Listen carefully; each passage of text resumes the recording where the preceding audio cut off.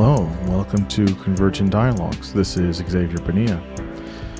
On this episode, I am very happy to bring the conversation I had with Georgios Varouxakis.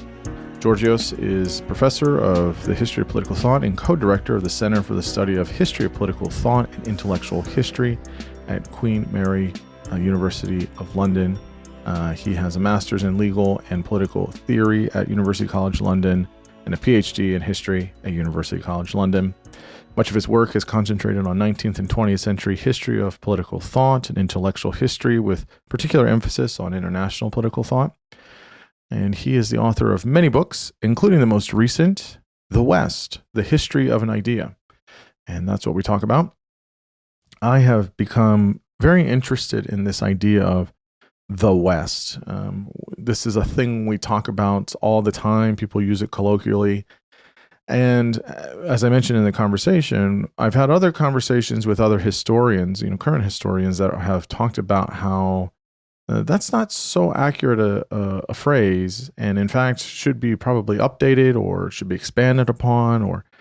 And so when I saw that this book was coming out on the West and the history of it, I immediately was able to get a copy from the lovely Princeton University Press and was able to just kind of really inhale it. It's a fabulous book, and was very excited to talk to Georgios about this idea. And we talk about many things. So first, we start by defining the West, what that is, how does that defined? We talk about the different meanings and ideas about the West, and also how Western ideas came from other parts of the world, such as from the East.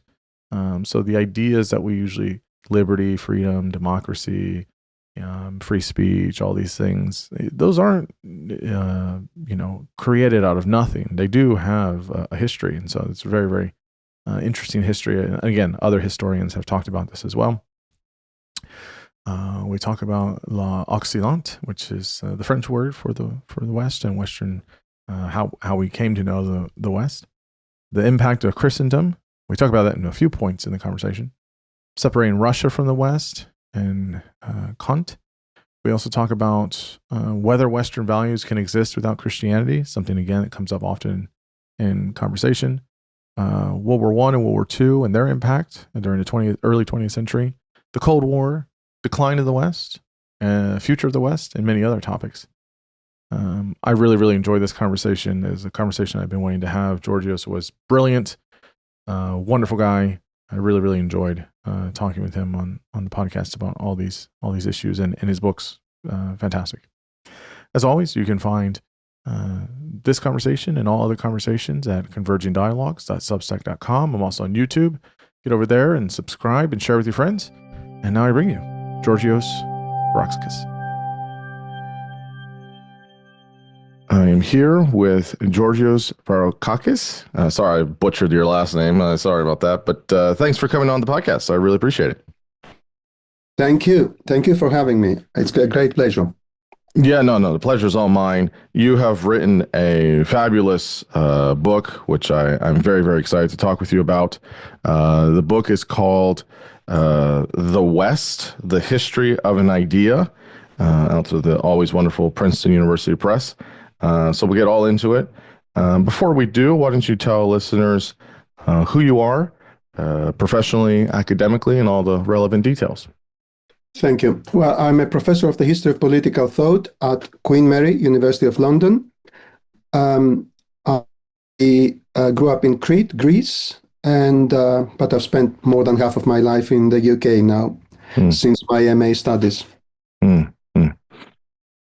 And how did you come to I guess, what is it, where you're mostly situated, I guess, in what you're studying and what you're doing, and how you came to write the book?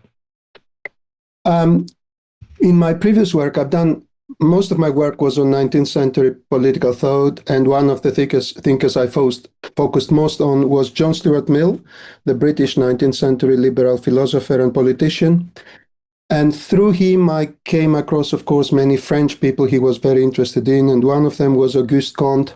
So at some point when I started reading the literature on the history of the idea of the West, I noticed that everybody was more or less agreeing that it started in the late 19th century, 1890s, roughly, for the needs of British imperialism, to justify imperialism, as well as whiteness and various other things. And I had noticed that already in the first half of the 19th century, people like Comte were obsessed with the idea of the West and defining it in exasperating detail and proposing a whole federation in a particular way. So I thought something is wrong here. And one thing led to another. I gave some papers. I realized I had an original topic. Obviously, this was many, many years ago. And since then, I have done an awful lot of work on the rest of the story. But it started through a hunch that something was wrong with the consensus about the idea of the West being a late 19th century, early 20th century invention to justify British imperialism. Mm, mm. Yeah, so let's talk about it. Let's set the table, I guess, a little bit here and kind of talk about this before we get into some of the details, because I find this very interesting. So, I mean, I think like myself, like many people, we colloquially use the term the West to talk about.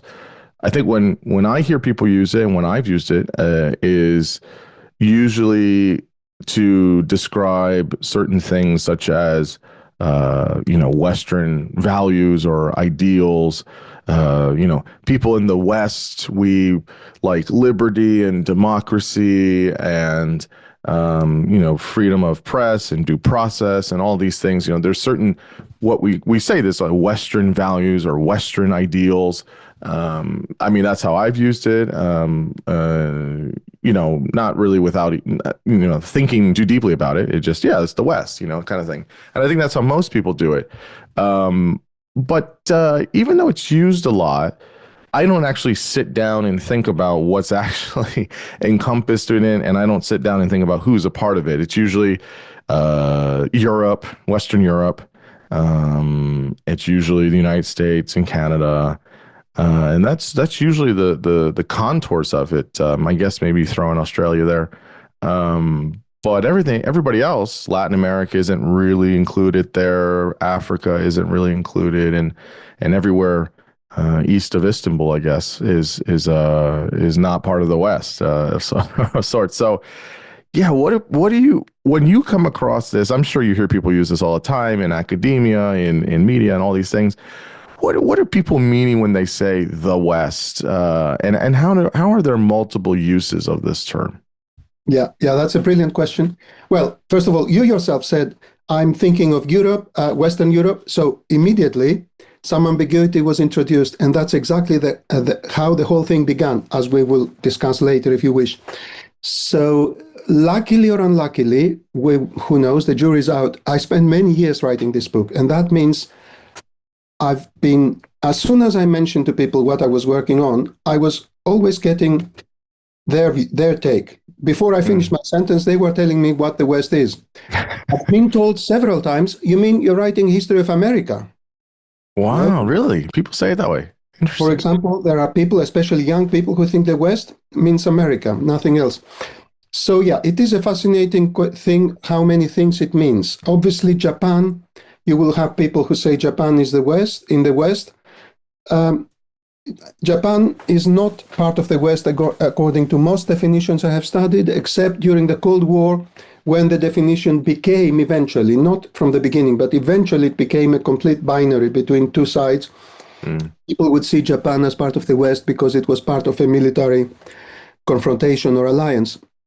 As soon as the Cold War was over, Japan started being seen as a threat by many American commentators who saw it as an economic threat. So these things change fast, and that's what the book has tried to show. So although I do not think that it means nothing, I think it means many things. It's very easy to misunderstand that into thinking, oh, he deconstructs the idea, therefore it means nothing, it should be abandoned. Not so simple, because it does mean so many things, and it has a certain normative and emotional and affective appeal to so many people, exactly because of its vagueness. Mm-hmm. especially when they use it in the formulation Western civilization, which immediately gives it a gravitas, that it's very tempting for people. So whatever I say, whatever other academics say, it will go on being used by politicians, by intellectuals, by all sorts of people. So instead of proposing to abolish it, which I don't, I propose to study its full genealogy. I'm very interested in its potential future meanings. So, for example, and I don't know, maybe I'm jumping ahead, but if you go to the most famous definition of civilizational differences in the post-Cold War world by Samuel Huntington, he says in so many words that there will never be severe violence, serious violence between Ukrainians and Russians because they belong to the same civilization, the Orthodox Christian, Slavic Orthodox. Look at them. According to the vast majority of definitions I have studied over 2 centuries, Ukraine is not part of the West because they have always included what used to be Catholic Europe. And now Ukraine is in a way fighting for the West. The West is fighting by proxy up to a point. So definitions, the membership changes all the time as we are speaking. So Huntington proposed that Greece should be expelled from NATO because it's part of the Slavic Orthodox. Well, Greece is not Slavic, but because it's Orthodox, he said it's bound to become an ally of Russia. Well, Greece is very unpopular in Russia because it's from the beginning participating in all the sanctions on Ukraine and sending weapons to Ukraine. So these things change. And what I find fascinating is that people focus on particular criteria. So Huntington was obsessed with the religious criterion. He was himself a Protestant. So he saw civilizations as being primarily religiously based, and he did not allow for the possibility of people, either majorities or governments or leadership, through political decisions or through expansions of organizations like the EU and NATO, choosing to change civilizational groupings or allegiances somehow. It doesn't happen in a day, but some peoples have done that. And on the margins, we can discuss many examples. So that has always fascinated me. And that's why I think it means quite a few things, and I'm happy to go through them. But I think the most interesting thing is that it will go on changing its meaning, and who is evoking it will depend on political battle, on political contestation, and who finds it convenient for them to use it and evoke it and try to be its leader, for example. Yeah, there's something you mentioned in the book about these two, I think in the beginning, about these two kind of frameworks or two paths that are sometimes used, the West being this eternal meaning, or as a heritage term emerging out of the late 19th century. And you say that both of these are not completely accurate. I think the latter is from Anthony Appiah or whatever. Yeah, Appiah. Yeah, he's an interesting, good thinker. But you said they're not completely accurate. I'm going to add something else here, kind of to the first one here, or maybe both. But sometimes when you look at history, you'll see like Islamic civilization, or you'll see Indian civilization, or you'll see the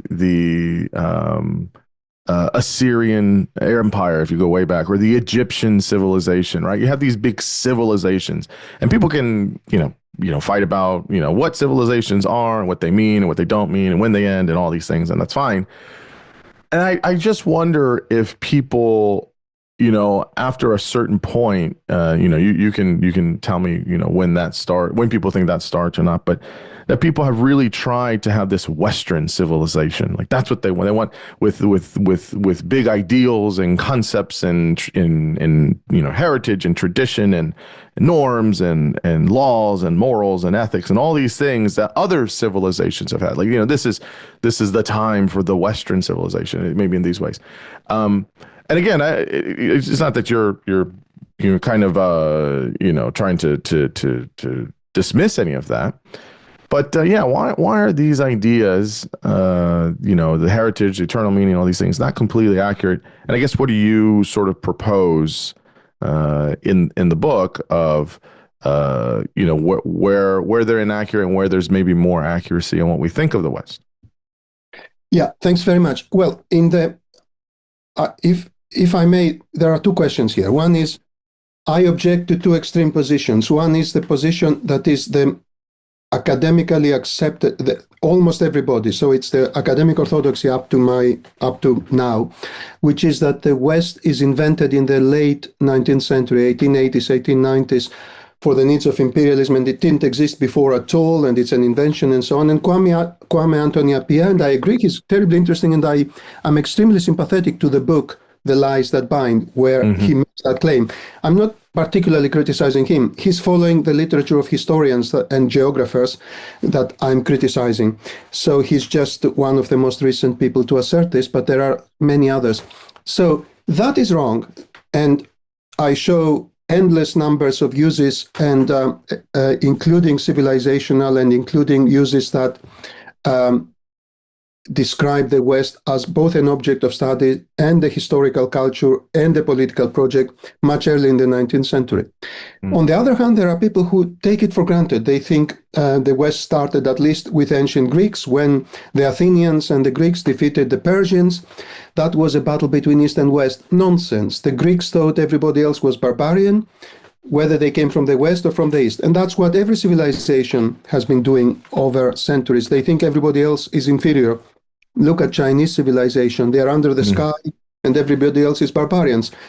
Most civilizations have done that. If anything, the West is a civilization that started being self-critical as of quite early on.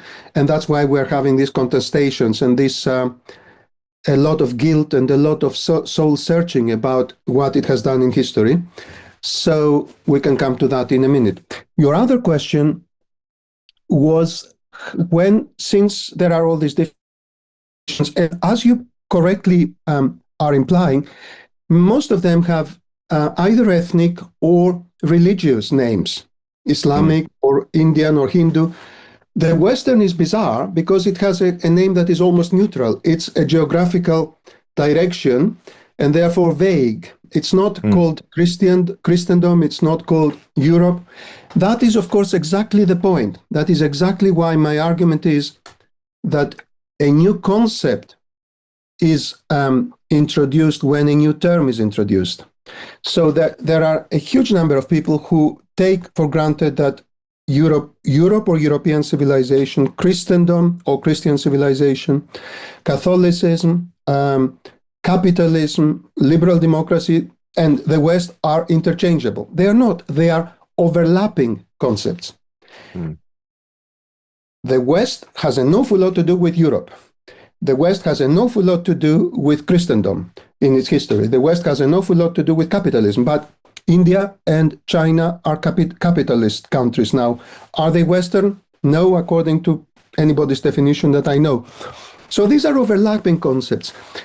My argument is exactly that the Europeans were very happy to call themselves Christendom for centuries. And then at some point, through secularization and for other reasons that I describe in the book, they start more and more calling themselves Europe. And so when they were juxtaposing themselves to the East, to the Orient, in the way Edward Said has described very influentially in his work, Culture and Imperialism and other works, or Orientalism, they still went on calling themselves Europe or Christendom. They didn't change a name. They didn't need to. They had a self-definition that was fine for them. Why do they need the West as a self-description? There is another reason. When they start needing to differentiate themselves against vis-a-vis other Europeans and other Christians, and in my argument, that is Russia.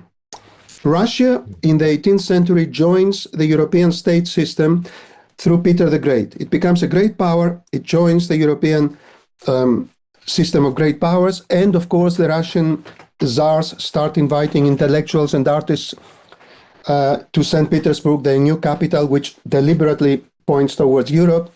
And they become also culturally, as far as the elite is concerned, part of Europe. They speak French. They write novels. They become part of the European elites. So some people start noticing that and worrying about it. By the beginning of the 19th century, Russia was not only part of Europe, but becomes the center of Europe, thanks to the efforts and successes of Alexander the First, the Tsar, who defeated Napoleon along with other allies. And then in the in the Congress of Vienna in 1815, he dominates the discussions. He creates the Holy Alliance after that.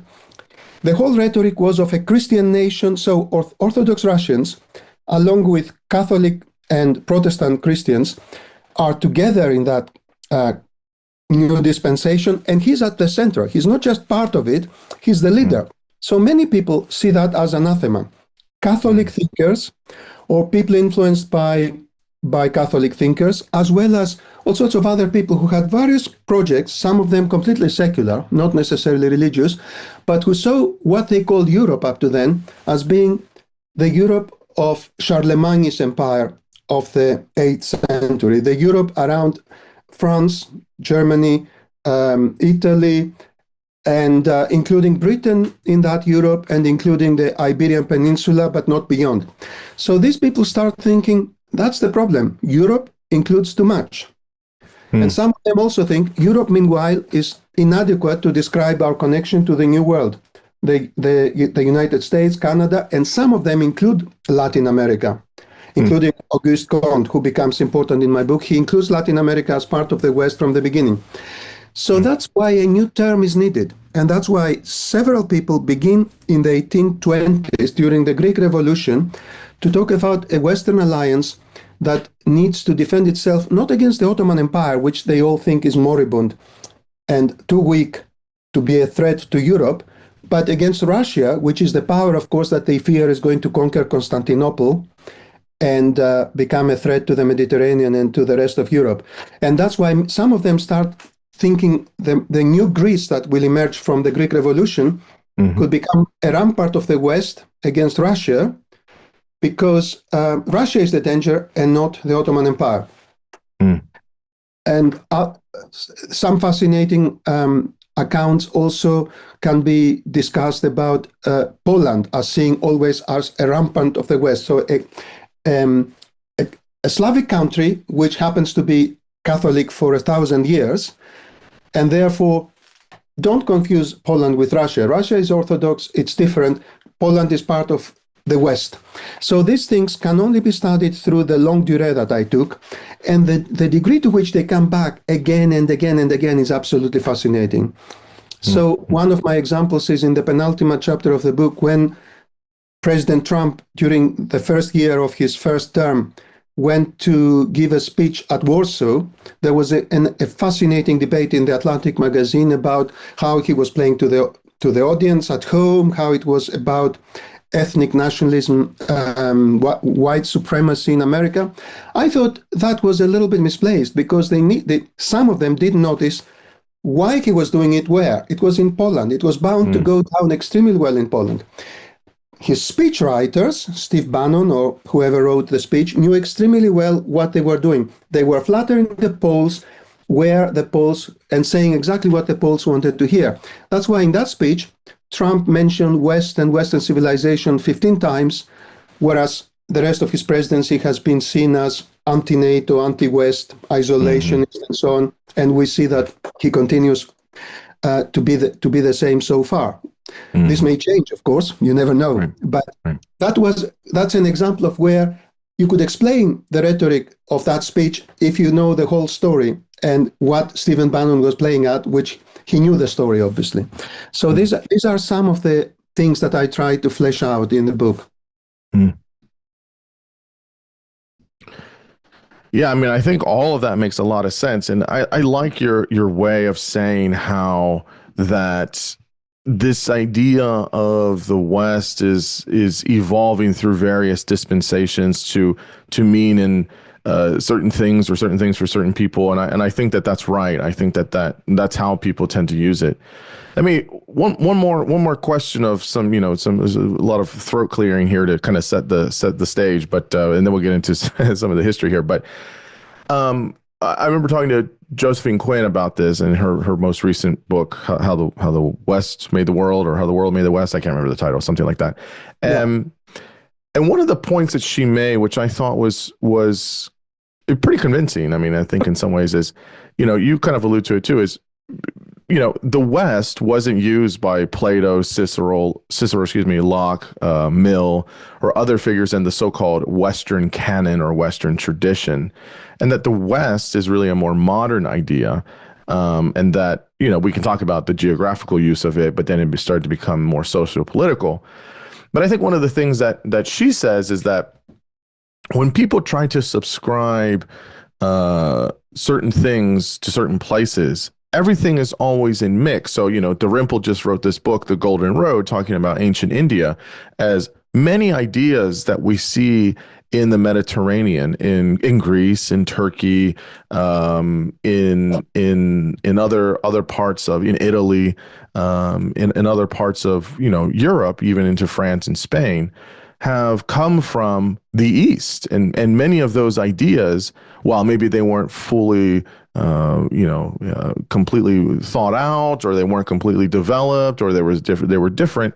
You have many ancient thinkers that were doing different types of things that we do in the West, and so that it's really a kind of inaccuracy to say, well, this is what the West does. It's like, well, according to some of them, Franklin does some of this with the Silk Roads. A lot of people do this idea of a lot of these ideas we've kind of, really repackaged and marketed well, and all these things, if you will, in the West those ideas have its tentacles in the East, in the ancient traditions, in the ancient civilizations.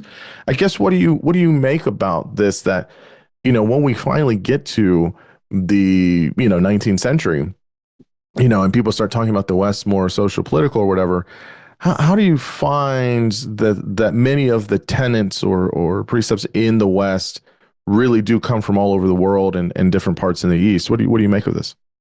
Yeah, absolutely brilliant question, to which I have to be careful to give the subtle answer it deserves. And the subtle answer it deserves is that, yes, by all means, there is no parthenogenesis. No civilization invents things that that nobody else has thought about. No civilization, unless it's in some extremely remote island, which means by definition it will not be very advanced, develops without interaction with foreigners and without taking things from them. So obviously the ancient Greeks, to the extent that they did extraordinary things that not only the West, but also the Arabs for many centuries have been admiring, imitating, and translating before the West, actually, as we know.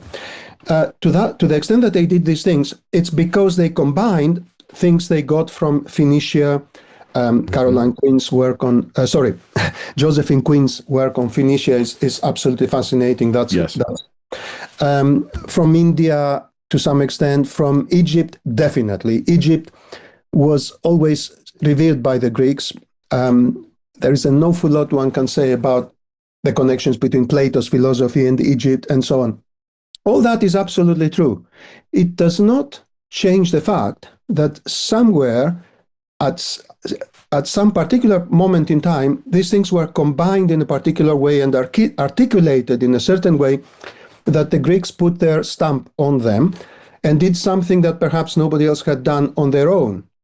So they combined together all these different things and developed them in a certain direction. One could say similar things about Western Europe, and then obviously the rest of the West that is based on the same civilization or culture or society, whatever we decide to call it. So by all means, Western Europe and Rome before it have been derivative cultures. They've been imitating ancient Greece, which had to an extent been imitating Egypt and various Asian cultures in the Mediterranean. Yeah. So the one does not negate the other. The fact that an awful lot of what the West has been claiming as its legacy come from the East, including Christianity, let's not forget, does not mean that a certain way of combining them and a certain concatenation of circumstances that happened in Western Europe led to a new culture or to a culture that succeeded more than others in various domains. Do I make sense? Is this clear, or do I need to?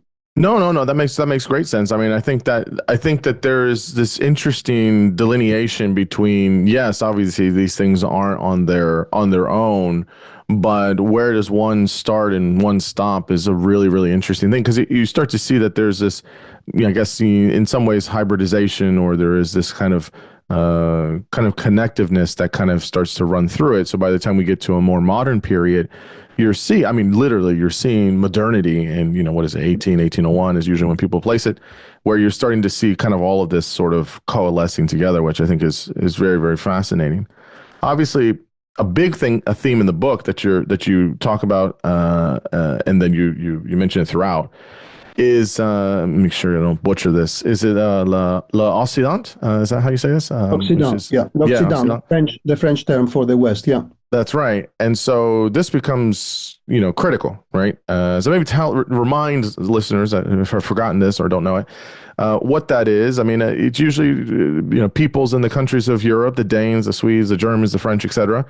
How did this French concept and term come to include certain places and not other places, certain countries, certain people groups, etc., and how that became used throughout the 18th and 19th centuries, and then juxtaposing it with the Orient, I guess you say. Yeah. Thank you very much.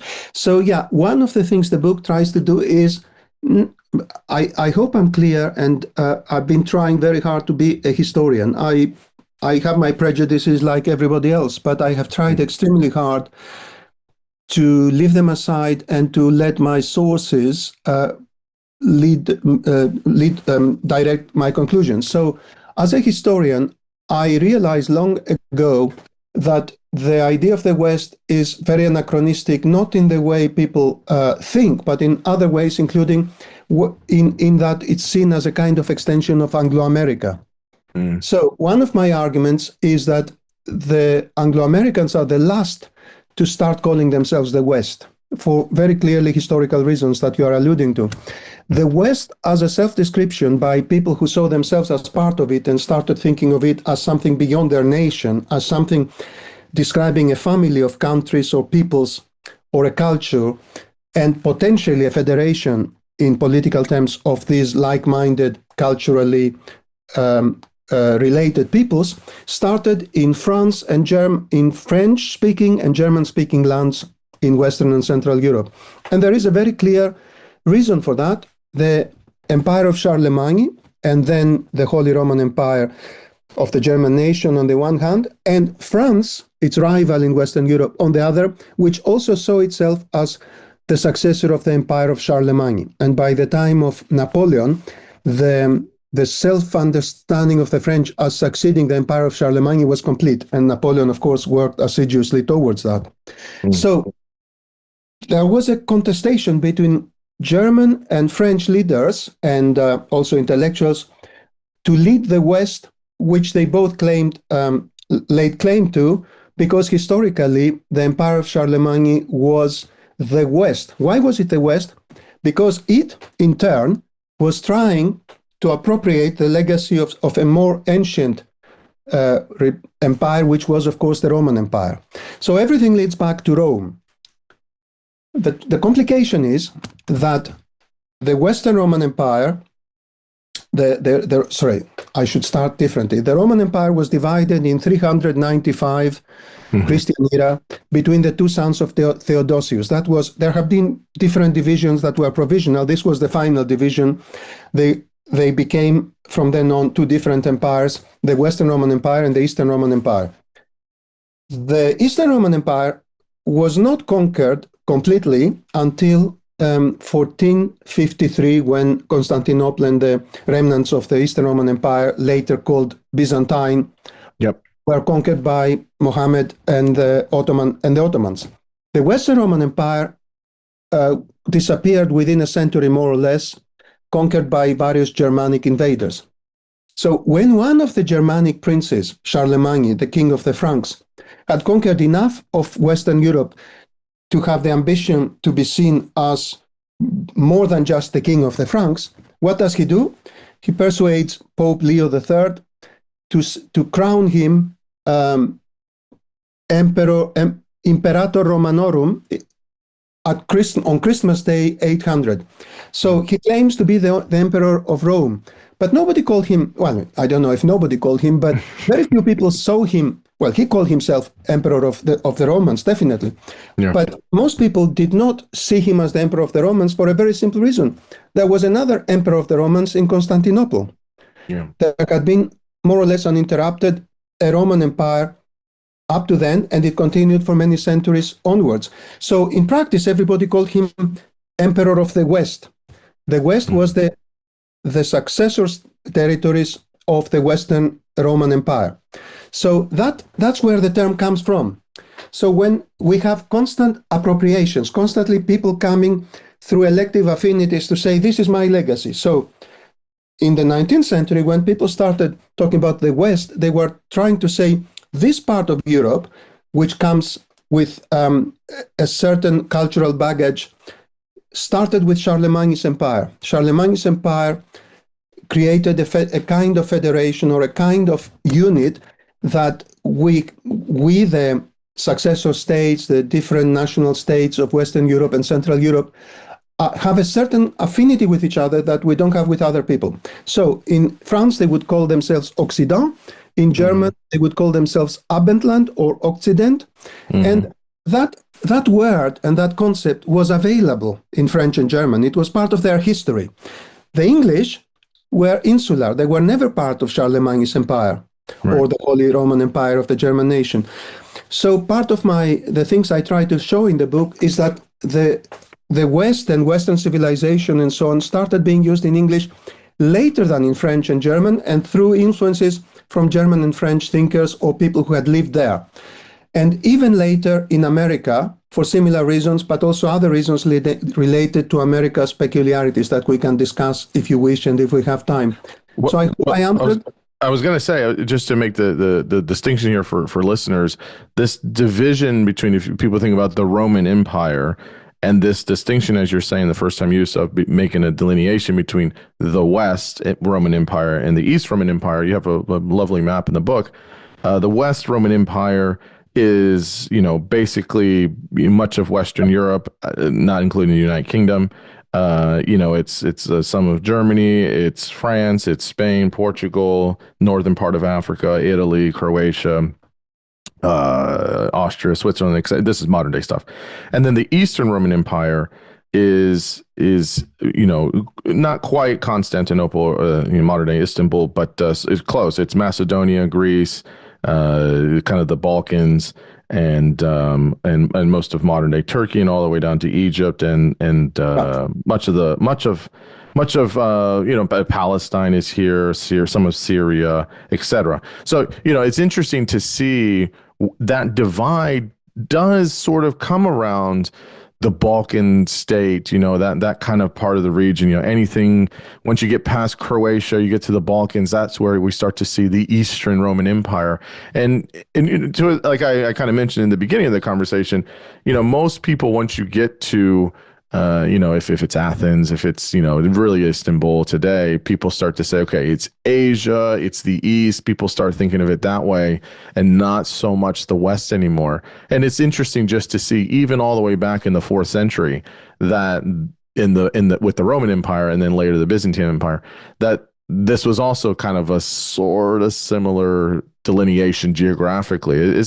How do you think about how that holds up, even from historically, even until modern days? Is that just a kind of echo of that, or what do you think about that? Yes. Well, there is a serious echo because of religion. That Catholicism reached up to roughly the borders of the Western Roman Empire, whereas the rest was Orthodox. And later, with the Muslim conquest, some people converted to Islam. So you have obviously some Muslims in Bosnia and Albania, and a majority Orthodox populations with very few Catholics in the rest of the Balkans. Therefore, the division of Christianity between Eastern and Western Christians, which was consolidated with the schism of the 11th century, made things even more Yeah. clear in that respect of an East and a West. The Greek Orthodox Church was called the Eastern Christian Church, and the various churches that emerged later were called Eastern Christians, whereas the Catholic Church was called Western. Later, with the schism between, with the division between Catholics and Protestants, that distinction didn't go away because the Protestants were still called Western Christians compared to the Orthodox. So that became a long-term divide. As I said in the beginning, some people take it too far, and I think Huntington took it too far, in the sense, if you're Orthodox, your political future is somehow predetermined by your religion, and I disagree with that, because countries, become secularized, leaders make decisions.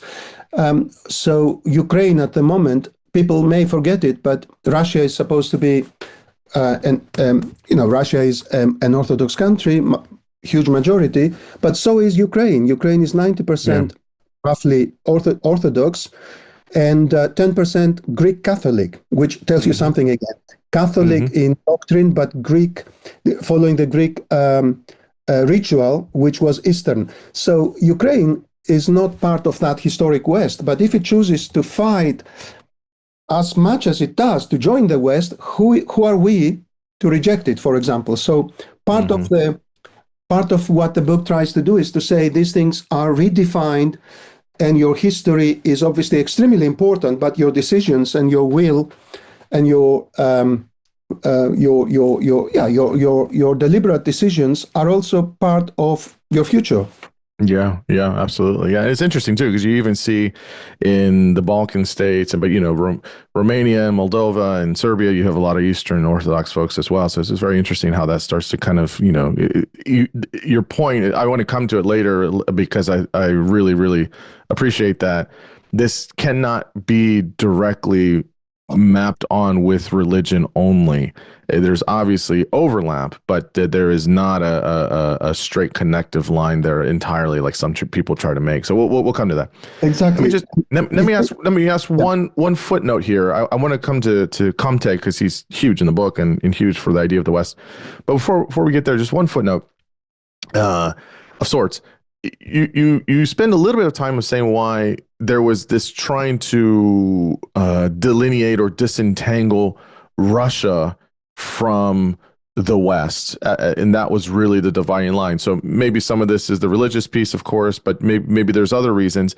And I guess why Russia, as opposed to, say, the Ottoman Empire and or Turkey at the time, because obviously that was I mean, they were a huge empire. They had at the time, and in the more modern period. Why Russia and not maybe the Turks or I should say the Ottoman Turks, and then because of the Muslim influence? Yeah, brilliant. That's exactly that. These are the interesting things about history, that things don't happen the way we would retrospectively have assumed because of how things ended up. So Europeans, when they confronted the Ottoman Empire and Islam through it, they would call themselves Christendom, of course, as they had when they confronted the Saracens, the Arabs in Spain and in the Mediterranean. They called themselves Christendom, and very rarely Europe.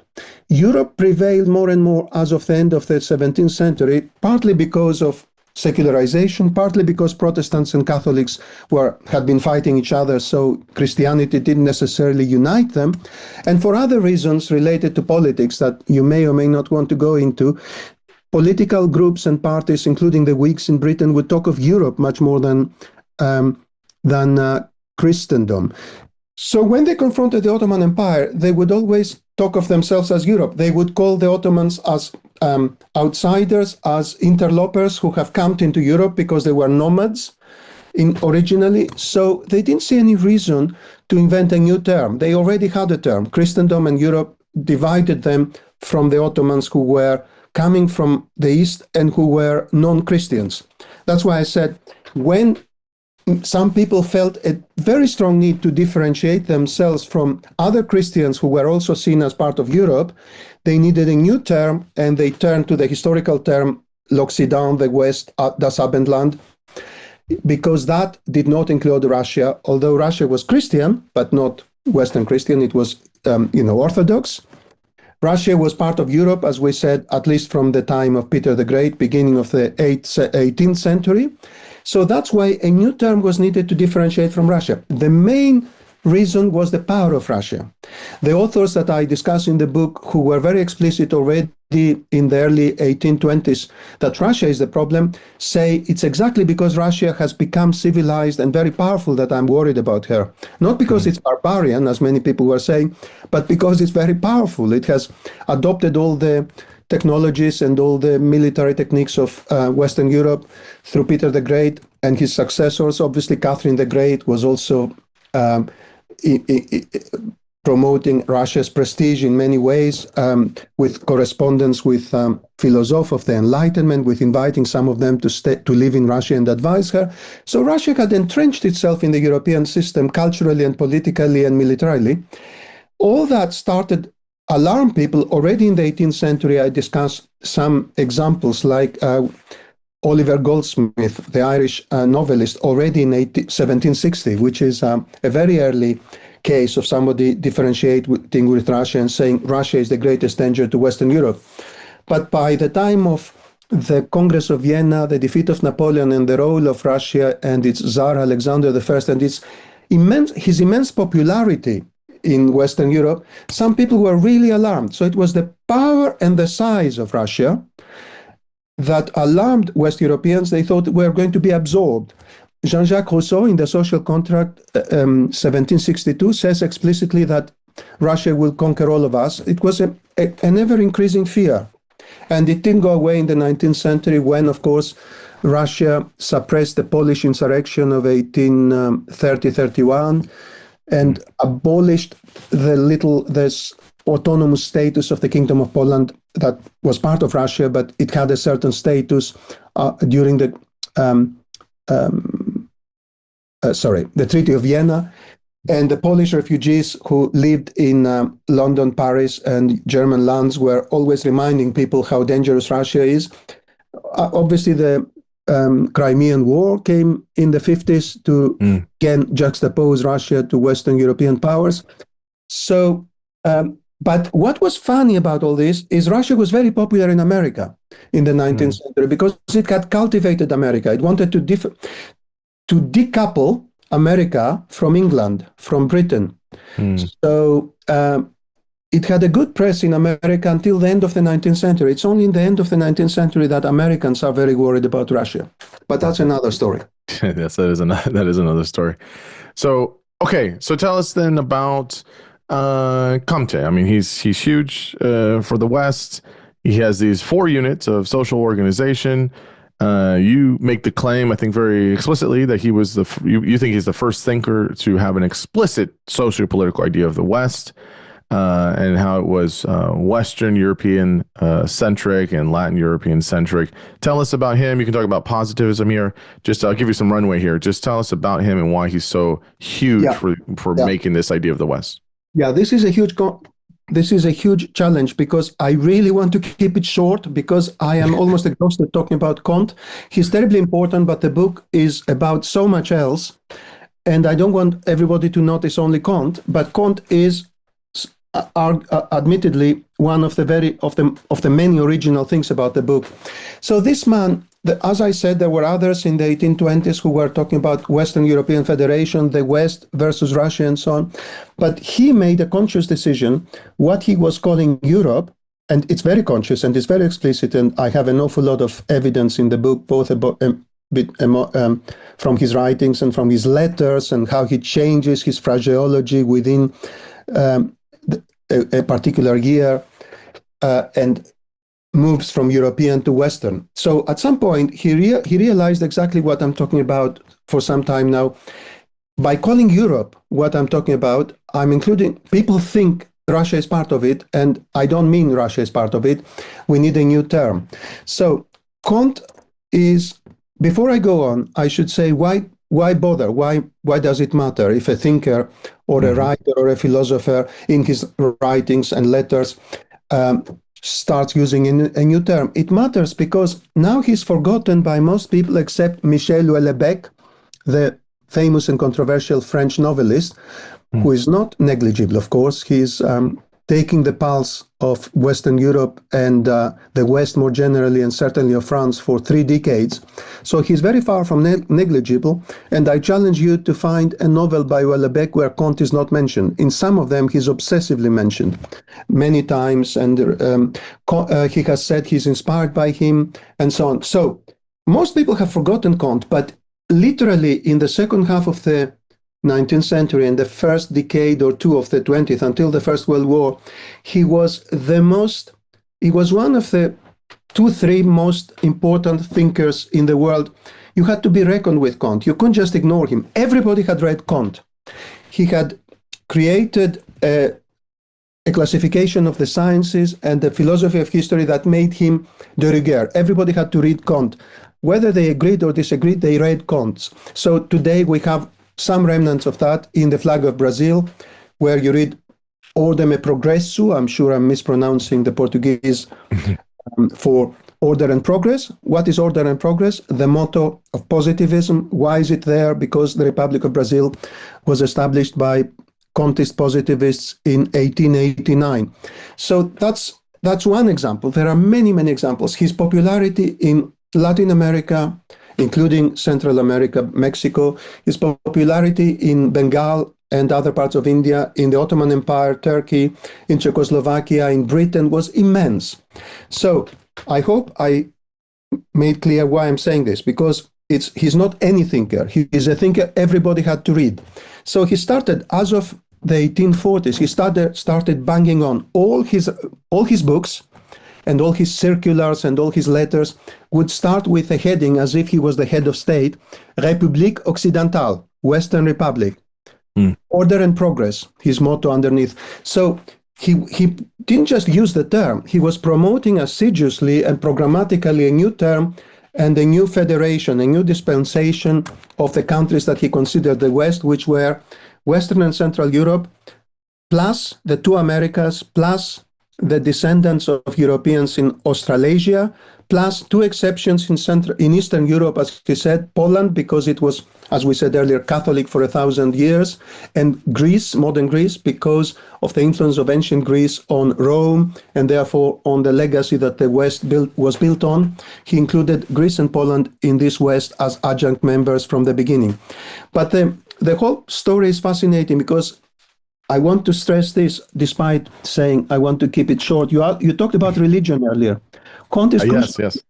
Comte is crucial here, because he wanted a different term, not only to differentiate from Europe, but also to differentiate from Christendom. He did not want the civilization of the peoples he was talking about, that were the most advanced part of the world, to be called Christian, because he wanted a secular, secular in the sense non-theological. He believed that there is no God. He believed that we have now come to a scientific understanding of the world, and we don't need to believe in a supernatural God.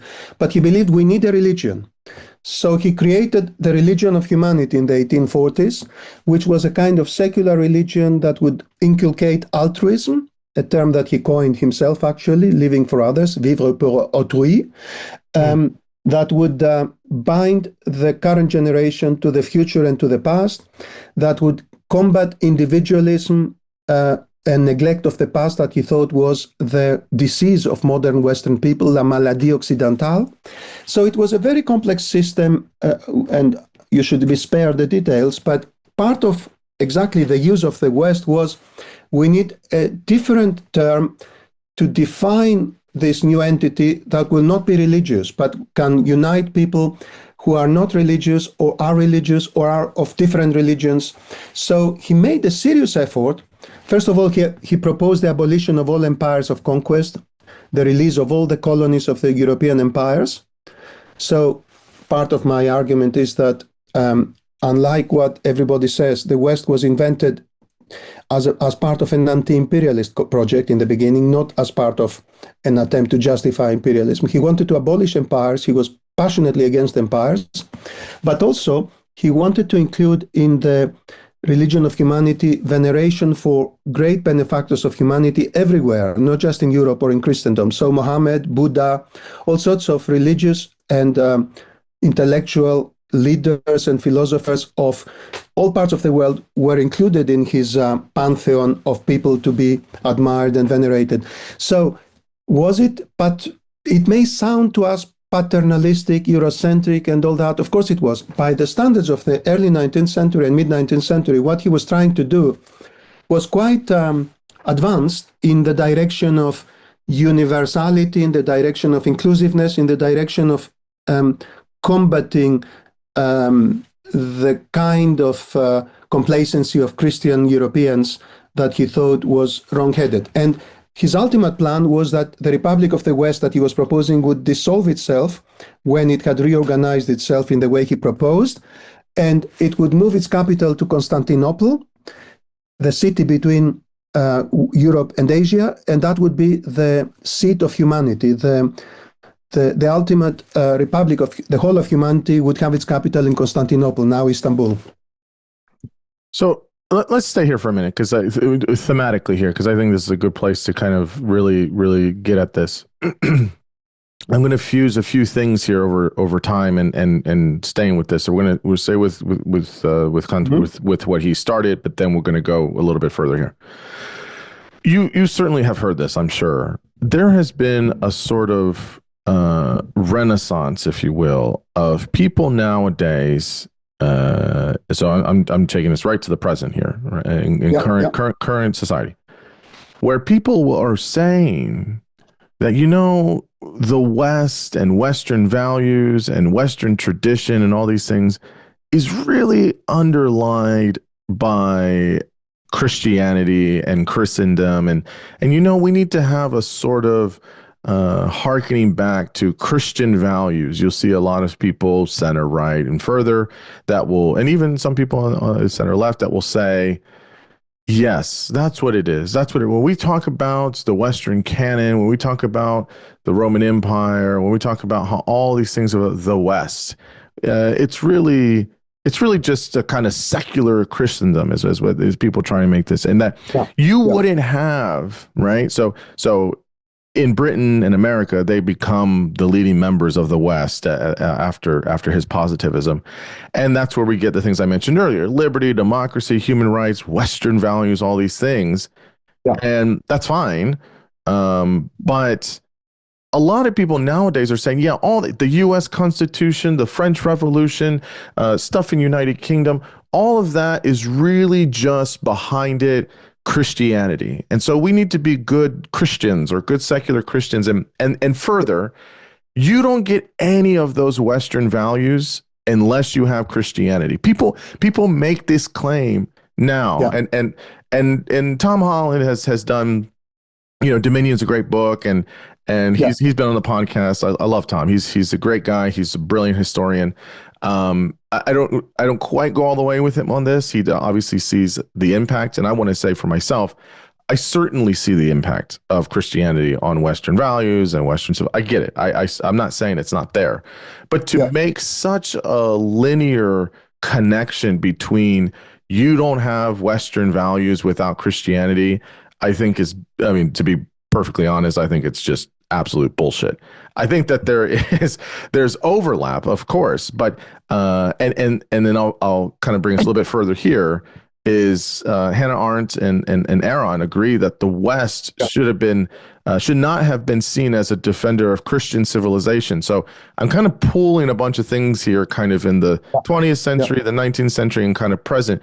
But tell us, in all of these different places, from the people that are talking about the West and Western values, with Comte, with Arendt, with other folks, it isn't about trying to defend Christianity or that you don't have these values of the West because of Christianity. Can you again fully elucidate that for us?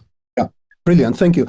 The book, in a way, there are two heroes in the book, and it's a funny story that there are many heroes in the book, but the two people who get most space in the beginning and the end of the story, they both lived in Rue Monsieur le Prince in Paris, two blocks, two numbers from each other, Auguste Comte and the African-American novelist Richard Wright, who died in Paris in 1960. Wright got obsessed with the meaning of Western civilization he insisted, I am Western. I didn't choose to be Western. I am Western. I grew up in America. These are my values. He tried to understand what it was about the West that was distinctive, and he decided it is secularism. It is the possibility of a civilization that allows you to be secular, to to to to to to find value in this world without necessarily believing in religion, to tolerate Christians and to tolerate religious people as long as they tolerate you. So I'm not saying his is the right definition. There are many definitions, and I'm not defining the West. I'm trying somehow, if I have to, I will find a number of common denominators and I can filter the different definitions and come up with this is closer to being core than that. I can do that, and I hope you will not ask me here. But in general, in the book, I don't try to define the West myself. I offer the gamut of different definitions and try to show some continuities. So exactly what you're saying is, I agree that, well, what I'm saying is the first person to define a civilization and to come up with a term in order to differentiate it from other things, Comte insisted it does not have to be based on Christianity. Meanwhile, the same Comte created what his critics here in England said was Catholicism without Christianity. He followed the Catholic ritual, he followed Catholic history, he had a huge admiration for the Catholic Middle Ages of Europe. He thought it was then that a sense of occidentalite, as he called it, a sense of Westernness, a sense of commonality between West Europeans was created that was not the same thing as cosmopolitanism with affiliation with the whole of the world or allegiance to the whole world, but also not nationalism.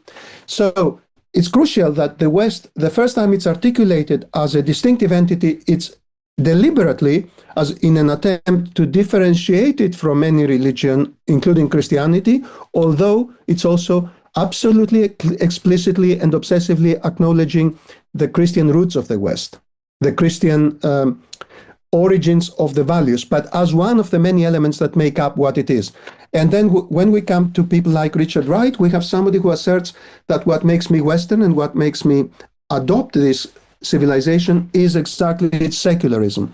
So I think most historians would agree, ideas like equality of all human beings, the equal worth of everybody, these things come to the world with Christianity. But can we take a step back? Where was Christianity? Where did Christianity originate? Certainly not in the West. You know, Christianity is a religion that was born in Asia. If you talk to people in Ethiopia, they will tell you they were the first. There are people in Kerala in India who will tell you the same. Nobody would claim that Christianity was invented in Europe. Christianity came to Europe through Greece and the preaching of St. Paul in Greek, and then when he went to Rome and so on. So by definition, if Christianity is the main thing about the West, then the West has no meaning. Christianity is one of the elements that made the West. So to that extent, I think Comte is, again, crucially indicative and important because he made that point clear. It's an extremely important part of what made for the values and the history that has created the modern West, but it should not be identified with it. It's overlapping, as you said earlier. So that's how I would say it as well. I do not believe that you have to be a Christian in order to be Western, and Richard Wright would be an example here. I think you can be agnostic or atheistic or believe in other religions other than Christianity and still be fully Western in terms of the values you subscribe to and the way of life you want to live and the way you treat other people. Yes. So I fully agree with you. I to be clear, I obviously see the impact of religion and much more specifically Catholicism, Eastern Orthodox, Protestantism, etc., on the Roman Empire, on the Byzantine Empire, subsequently, etc. I mean, there's obviously and you look at the Reformation period and all these things. Of course, there's obviously tremendous impact of religion, namely Christianity, on Western values. But to your point, and what many of these thinkers are saying, I don't know if you fully get the ideas we have that is usually in the West, namely democracy, liberty, certain types of freedom, human rights entirely. Look, I get the golden rule, turn the other cheek, be a good Samaritan, kind to your neighbor. That's fine. Like that's fine. I don't think there's anything special about those things. I don't think it's unique to the gospel accounts of Jesus and saying these things. I mean, you hear different things like that. They're obviously they have a lot of legs behind them, and they've been used for thousands of years, afterwards. But okay, and I totally take your point. I mean, Christianity is Judeo-Christian and comes from Judaism. It's one of the Abrahamic religions. It comes from, the Fertile Crescent in Mesopotamia, however many thousands of years ago. Okay, fine. But I guess the idea, though, here is you can have those ideas without believing in Christianity. And in fact, I would say much of those ideas of Western values are what it is to be a secular humanist, right? There are many things in many religions that are not focused on humanism. They are focused on the other metaphysical properties. They're focused on other deities. They're focused on the afterlife. They're focused on these esoteric ideas of thinking about humans as sinned or flawed or whatever these things are. And I think Western values and secularism does away with all that. Again, you can have some, kernel of truth, or yes, the golden rule or whatever, love your neighbor. Okay, that is a very generic kind of thing. I don't think you need to say, well, we get democracy from the golden rule. And I'm not, I mean, obviously you're not saying that, but I do think some people kind of think about it that way, in this very pedestrian way of saying, oh yeah, like that's what it is. That's how we got all this stuff. And I just, again, religion became, during the Roman and Byzantine, highly politicized. I mean, the Catholic Church, highly politicized. It's still politicized today. Like, okay, you see, the Church of England with, with the crown, the whole thing. You get a lot of politics in here. Okay, that's fine. But I think at the core, the ideas of Western values, I think in many of their components, with certain thinkers, as you're highlighting, are very much about being focused on humanism and focused on the humanity of people. When you're thinking about altruism, when you're thinking about, certain elements of compassion, when you're thinking about due process and the rule of law and all these things. I mean, I don't think you need, the gospel accounts to get that. I think you can have good secular humanism to try and understand these things. But you tell me, am I off here? Where am I wrong here on any of this? Not at all, not at all. Well, that's exactly how Richard Wright would put it, and humanism is a term he used repeatedly. So for him, that's exactly what he liked about the West and why he thought he was Western. He had an extremely interesting interpretation of history, according to which the West was not Western enough. Yeah, and that's exactly in the direction you are talking about. When people, his argument was that the West had not got rid yet of its traditional and religious impediments to a completely rational attitude to life that he valued about the West. So that's exactly where, that's why I hope if people honor me with reading the book, they will see exactly why for him that was crucial. Yeah, I totally agree.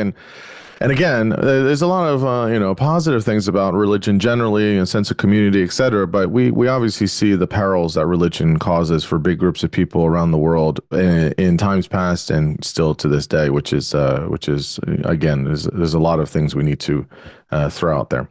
Okay, so the idea of the West. So let's get to the 20th century here. So the idea of the West, it comes to the United States. It starts to have a lot of legs. After World War I was a big deal for a lot of reasons, and one of them is obviously this a global war, but it basically puts the final nail in the coffin of the Ottoman Empire, and really just sets the trajectory of these nation states in former Ottoman provinces or whatever, and places, and a lot of the lines drawn on a map today with nation states in the Mid East in the region come from this period in the 1920s and so on, and we see a lot of ripple effects of that. But once we get to World War II, you have many thinkers about some of the people that you've been thinking of. So obviously, Lippmann is one guy here, and seeing the East-West problem. But then you get Simone Weil, who's her ideas on the West, and that it's not in opposition to the East. And then, I've mentioned, Hannah Arendt during the Cold War, but I guess during the, between World War I, fall of the Ottomans, and then, up to World War II, I mean, World War II became, as we've all seen, we've all grown up with it, saving the West, Churchill and Roosevelt, and it really became, just kind of on steroids, this idea of saving the West and all these things. I mean, tell us about how it kind of really ballooned up to this idea. Marvelous. Yeah. Well, if I may, just a tiny parenthesis on the First World War. As you say, the First World War was, of course, extremely crucial because it tested the very idea of civilization. The fact that civilization that was called Western and was the most advanced technologically led to so much industrial scale carnage, led to a lot of soul searching. But we can go to that another time. It was very crucial for the United States because the United States had to decide what to do. And long before it joined the war, there were people who were saying, we are Europeans and we have to have a Western alliance with the Entente. And the most influential and absolutely crucial to the whole story is Walter Lippmann. Walter Lippmann is a terribly important person for the whole 20th century. But Second World War, as you say, where of course Lippmann is again one of the major contributors to debates, as he continued to be in the Cold War. Second World War comes, something bizarre happens. Initially, with the pact that the Soviet Union and Hitler signed in 1939, people started thinking, both in Europe and America, the moral divide is at least very clear. There are so many fascinating things about the Second World War. But one of the fascinating things that happened is because the Soviet Union becomes an indispensable and then absolutely crucial ally that increases its prestige immensely towards victory, immediately after the Second World War, you have a lot of people, many people, referring to the Soviet Union as indispensable to Western civilization, as having saved Western civilization. W.E.B. Du Bois, very explicitly, but many others. All that changes very suddenly within months in 1947 with the onset of the Cold War, when suddenly the Soviet Union becomes the enemy and the greatest danger to Western civilization and so on. So this was a small parenthesis in my long durée history of 200 years of ideas of the West. It's the only time when Russia or the Soviet Union is seen as part of the West because it joins to defeat Hitler, but that goes away very quickly. It's a matter of 3, 4, 5 years. During the war, fascinating debates happen in France where you have debates within France trying to differentiate between Western civilization and European civilization because the Germans were promoting a new Europe. So they knew very well that Europe means German-dominated, whereas West means France is its center. The same story that was started already with Comte and so on. Yeah, I mean, it's this idea, I guess, in the Cold War, as you're saying, we've talked about Hannah Arendt, we talked about Wright, but I guess it became this idea about, obviously we talked about the religious component there, but that there's a lot of these contradictions that start to come out with the Cold War. I mean, a lot of the times we see all of these narratives and these kind of, good versus bad, West versus East. Here's the villain. Here's the hero. I mean, almost on the nose of sorts. And we saw a lot of that in the Cold War. Russia was the bad guy. America and the West was the good guy. I mean, it's just this. It's a very reductionistic, and simple way of seeing things, and that's not completely there.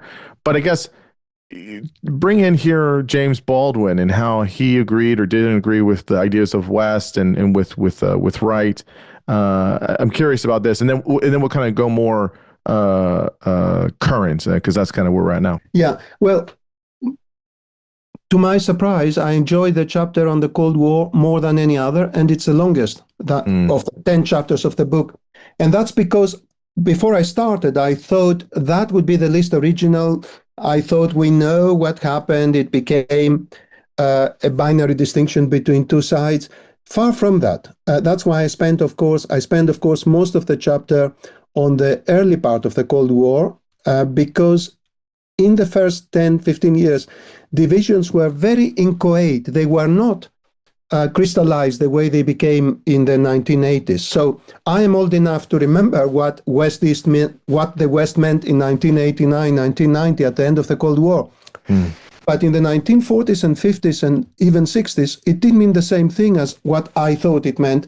So I asked my readers in the beginning of the chapter to unlearn what they know, to unremember what they remember, and start looking at what people thought.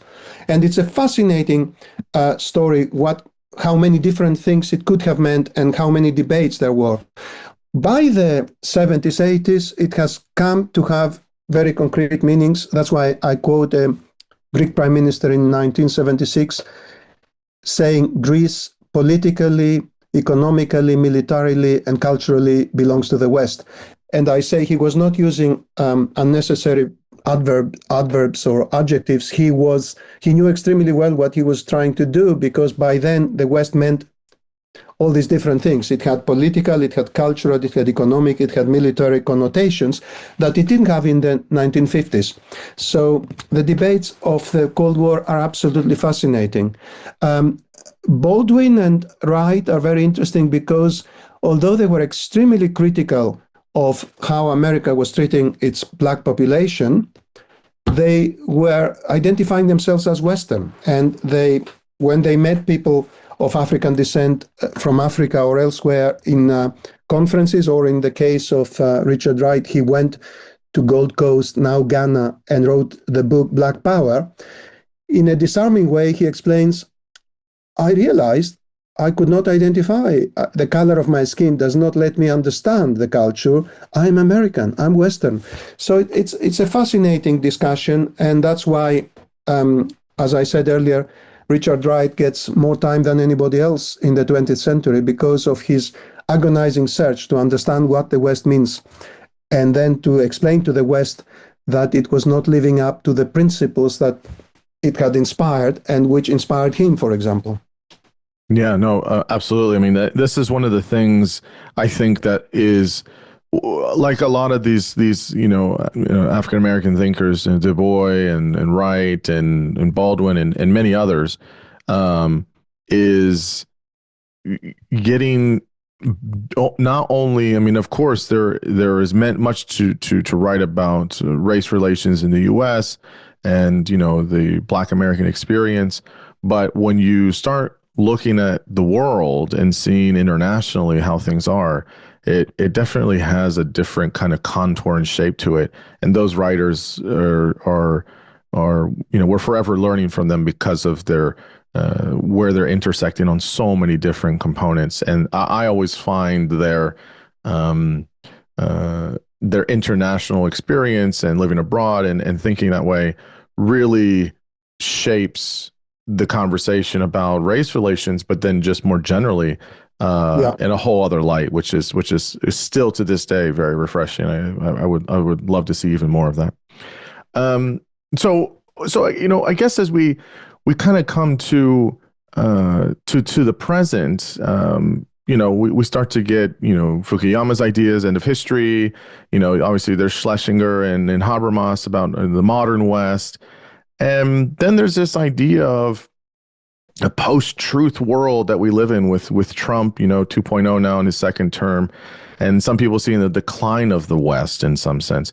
What do you make about the latter half of the 20th century, and really we should say the 21st century now, because I mean we're a quarter of the way through on it. What do you think about this?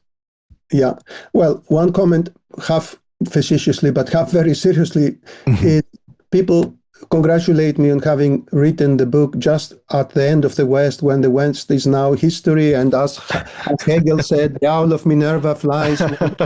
And they say good timing. And I reply, no, no, no, no. Do you know how many times the West has ended in my book? Mm-hmm. My argument would be that the West will go on being used. The West will have new incarnations, new inspirations, new people who will evoke it for various reasons, exactly because it's so evocative, because it can mean many different things. My book, if somebody reads it, gives them the whole gamut.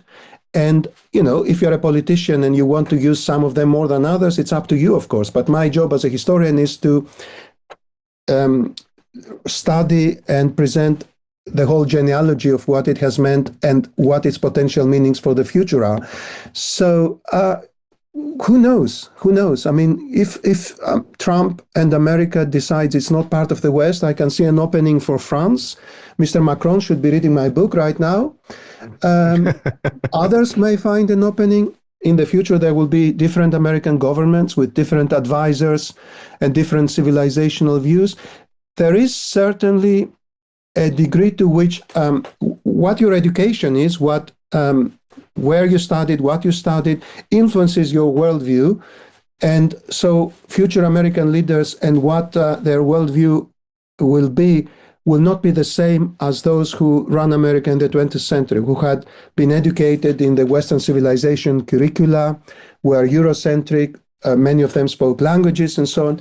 So the world is going to be changing and so on. On the other hand, when John Kerry commented after the terrible terrorist attacks in Paris some 10 years ago, he was US Foreign Secretary, and after he spoke for half an hour in impeccable French extempore, he said, France is not an ally, France is family. So things like that, when danger comes, when realignments come, when some new danger arises, people rediscover affinities and commonalities of principle that they don't see when they don't have an enemy or they don't feel a danger, and they focus on the narcissism of narrow differences. So that's why I think what the West will mean and who will take up the concept and use it for what purposes cannot be predicted, but it can more or less predicted that it will go on being used depending on what people want to promote in the world, what ideas they want to highlight and so on. I hope that makes sense. No, very much so. And it kind of goes to the last question I was going to ask you, something I just kind of want to know. You've written this wonderful history about the West, and obviously it evolves, it changes, as you're saying there. It's not a monolith, in many ways, and many people have different interpretations. But should we use it at all? When people say, well, here in the West or the West or the Western ideas, is there a better term for trying to capture the ideas that people are trying to say there when they use the West? Or should we retire the term and use something else? What do you think about the continued use of the West and how it's kind of commonly used? Yeah, brilliant. A very good question to which I think I have a clear answer.